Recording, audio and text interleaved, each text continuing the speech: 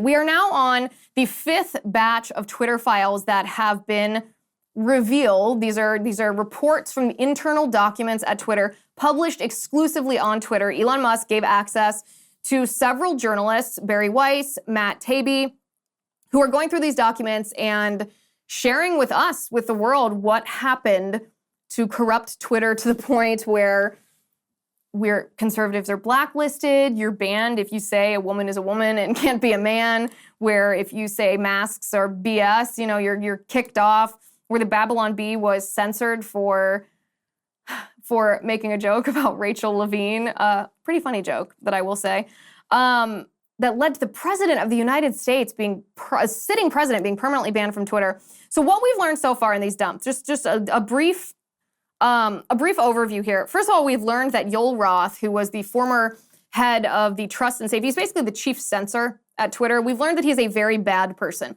Now, this does not come as a surprise for those of us who followed Yoel Roth's tweets in the past, where he called all Trump supporters literal Nazis, completely dismissed what we, in a very nice way, call the flyover states. That's an endearing name when you're from the Midwest or from the South, but Yoel Roth says there's a reason we fly over the flyover states. He targeted conservatives. He used his power to manipulate the terms of service in order to silence viewpoints that he didn't agree with, and he was very radically left. So we learned that for a fact.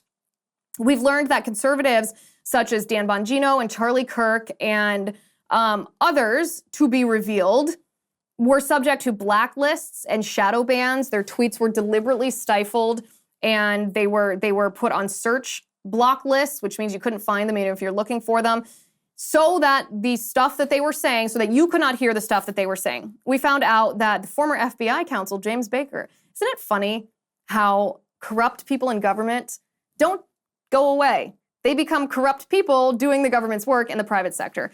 James Baker, former FBI counsel who played an integral role in the Russiagate stuff, he worked for Twitter as the deputy chief counsel. He tried to hide documents relating to Twitter's censorship, but Elon Musk found out and fired him. This, to me, by the way, indicates that there will be criminal activity that is unfolded. Why else would James Baker try to hide this if he weren't trying to cover the tracks of someone who would perhaps face prosecution?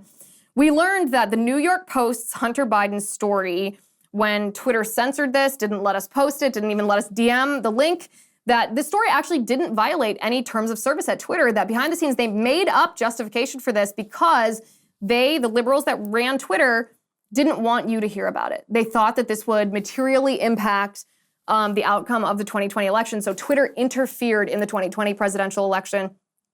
And Twitter, behind the scenes, knew all along what they were doing. They knew that it didn't violate any terms of service. They knew they were interfering. We found out that Twitter is colluding, or was colluding, with the FBI and the Department of Justice, that the chief censor, Yoel Roth, met on a weekly basis with the feds, with the FBI and the Department of Homeland Security, over so-called misinformation and disinformation. To me, this is the best evidence we have so far of criminality. The government is not allowed to violate our First Amendment right to free speech by censoring us, nor is the government allowed to coerce or use a private business and use that business to violate our First Amendment where the government isn't allowed. It's essentially just using the private entity as a tool to do what the government's not allowed to do directly. It's still illegal. Supreme Court has set that precedent. There's adequate evidence that happened, that has happened at Twitter. We also learned that Twitter censored and banned conservatives based on this, what I would call fungible terms of service. So the terms of service would be written, and then the people on the inside of Twitter would twist and manipulate and change the definition and the interpretation of words and phrases in the terms of service to justify banning people they just wanted banned.